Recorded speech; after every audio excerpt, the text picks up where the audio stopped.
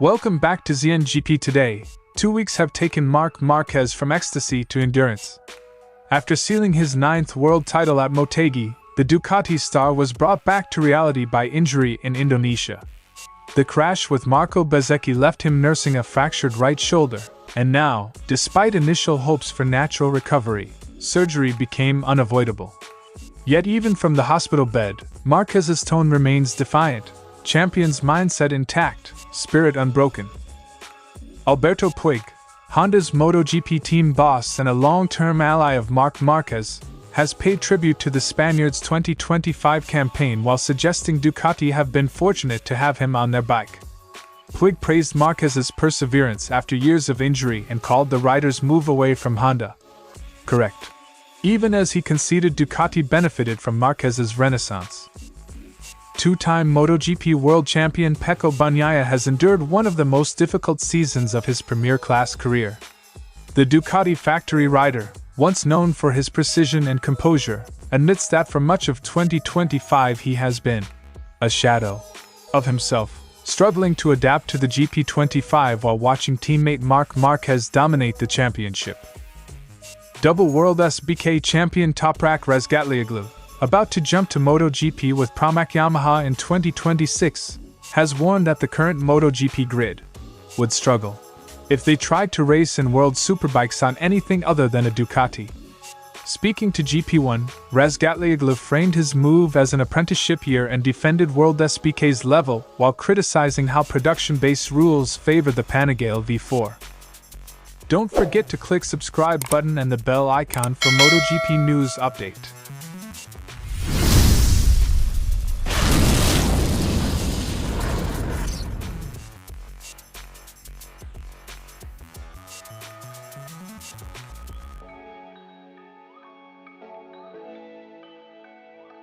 Few riders have lived the full range of racing emotions as intensely as Marquez in October 2025. Fresh off a triumphant title-clinching weekend in Japan, he was caught in first-lap contact at Mandalika, his right shoulder taking the brunt.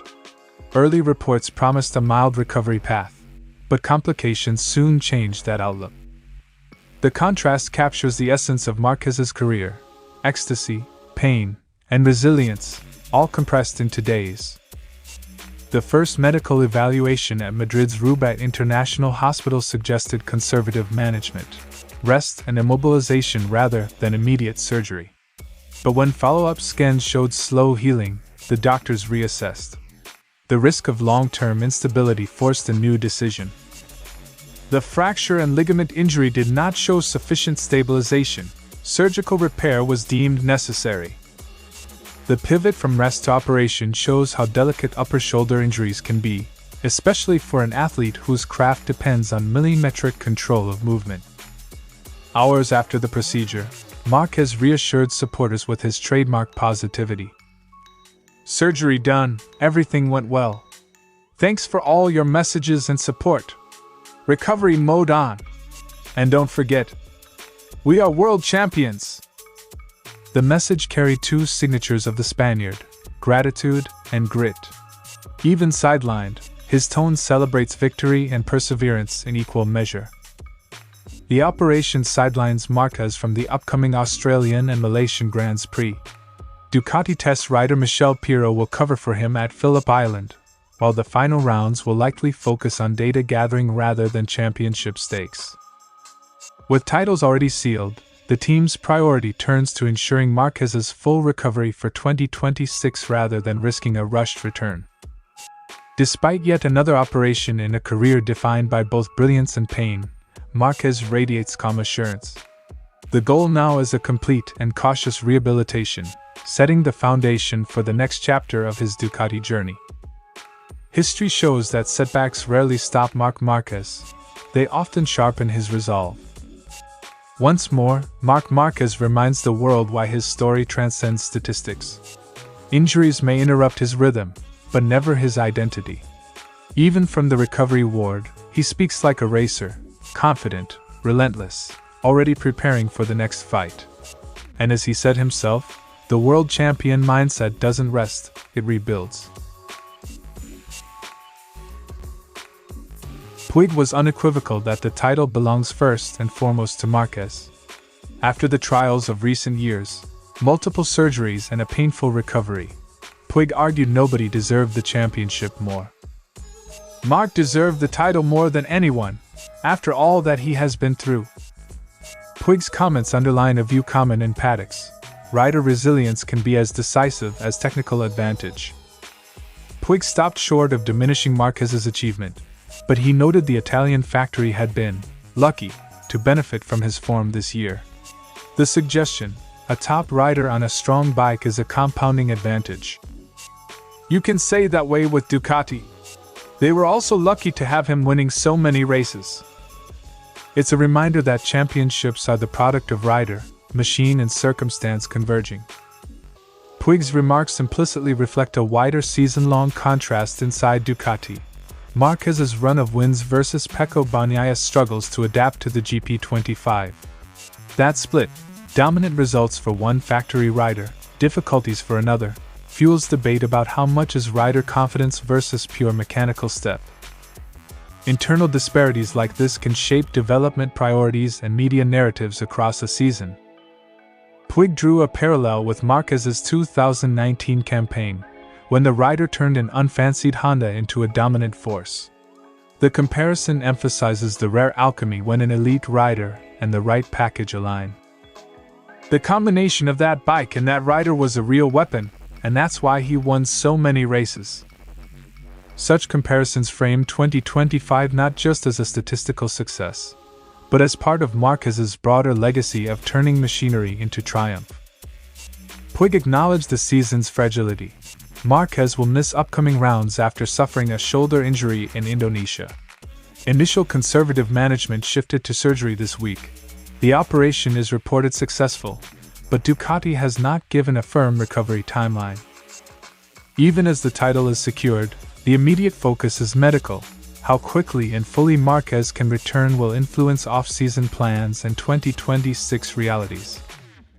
Puig's comments mix admiration with a candid reading of MotoGP's margins. Greatness is earned, but context matters. Calling Ducati lucky to have Marquez winning so frequently isn't disrespectful. It's an acknowledgement that elite riders can elevate a manufacturer, and manufacturers can magnify a rider's success.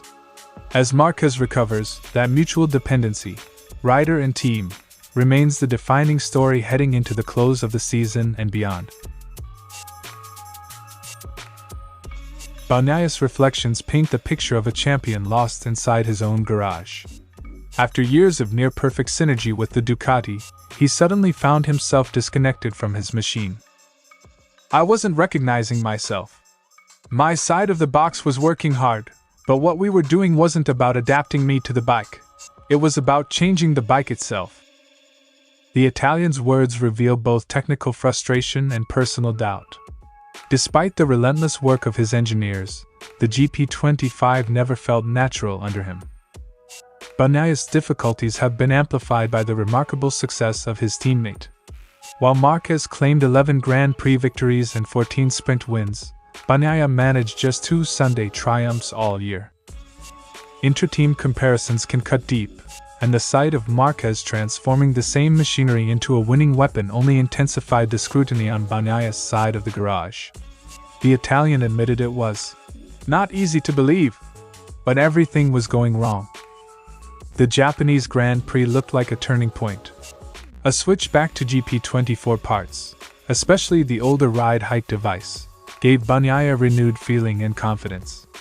He swept the weekend and appeared rejuvenated. But that optimism collapsed almost immediately at the Indonesian round, where Bagnaia finished nearly 30 seconds off the sprint win and crashed out of the main race. The sharp contrast reinforced that his form is still fragile, with Ducati's technical direction under renewed questioning. Bagnaia admitted that the hardest part of 2025 wasn't the technical challenge, it was seeing others doubt him. Some people started to doubt my potential. I never lost my confidence. I was always sure that my potential was to fight for wins. This conviction has been Bagnaia's lifeline. Even in the depths of frustration, he insists the Rio Pecco, the one capable of fighting at the front, still exists beneath the surface struggles. Speculation about tension between Bagnaia and Ducati has circulated all season, especially as results dipped. But Bagnaia publicly reaffirmed his loyalty, describing himself as a Ducati lifer. "I never doubted Ducati. I think my career will start and finish with them." Despite the storm, Bagnaia's commitment to the red brand remains firm. He refuses to talk about 2026 plans yet, insisting that his focus is on finding harmony with the GP25 again. "If I'm okay with my bike, I can fight for it," he concluded. Pecco Bagnaia's 2025 campaign is a humbling reminder that MotoGP's champions are not immune to crisis. While Marc Márquez's brilliance on the same machinery defines the headlines, Bagnaia's story is one of resilience. A rider battling to rediscover himself inside the noise of expectations, engineering puzzles, and self-doubt. Whether he can reclaim his true form will determine if this season becomes a footnote in his legacy or a turning point in his rebirth. Razgatlioglu downplayed immediate success in MotoGP, calling his rookie season an opportunity to learn rather than a results-driven mission. He expects challenges adapting from WSBK machinery and Pirelli experience to MotoGP's Michelin's and prototype behavior. "For me, 2026 will be the most difficult year. I see 2026 as an apprenticeship year to learn, get to know and grow without any expectations." That realism is typical of riders switching categories, acknowledging the step change in pace, tire dynamics, and electronics. Razgatlioglu pushed back on any notion that World SBK is an easy alternative to MotoGP. He argues that, without Ducati machinery, many MotoGP riders would find superbikes a very different, and tougher, challenge. "I am of the opinion that MotoGP riders would struggle to race in superbikes without a Ducati." The point underlines how spec regulation quirks and chassis/tire interactions can make categories less interchangeable than outsiders assume. Razgatlioglu criticized how the current technical and regulatory landscape in World SBK has benefited the Ducati Panigale V4, implying the bike's package makes life easier for its pilots compared with rival machinery. When a model dominates under a given rule set, it reshapes the competition, and Razgatlioglu's frank assessment will feed the ongoing debate about balance and parity in production-based racing. Rather than overpromise, Razgatlioglu set realistic targets. Top 10s or top 15s would be acceptable in year one as he acclimatizes. That approach protects his WSBK legacy while giving him space to grow in MotoGP. He accepts that if he struggles, critics will question World SBK, but he's prepared to take the heat in order to learn. It's a sensible, low-risk strategy that some past World SBK stars have used when stepping up to prototypes. Razgatlioglu's move to Pramac opens a cascade of switches. Miguel Oliveira is set for the BMW WSBK seat Razgatlioglu vacates, and Danilo Petrucci will continue with Ducati machinery. Meanwhile, Razgatlioglu remains focused on adapting to Yamaha and the new environment. The transfers underline how rider market shifts between series are increasingly common, and how manufacturers structure lineups around both rider development and machinery advantage. Toprak Razgatlioglu's frank verdict is a reminder that motorcycle racing is highly context-dependent. Bike, tires, and rules shape who looks fast. His cautious, workmanlike approach to MotoGP contrasts with the headline-grabbing claim that prototypes automatically trump production superbikes. Instead, he argues, machinery like Ducati's Panigale can level the playing field in WSBK. As Razgatlioglu learns the prototype game, his experience will be a telling test of how transferable superbike excellence is to the world's prototype class. Thanks for watching ZNGP Today, and this is your MotoGP news update. And see you next time!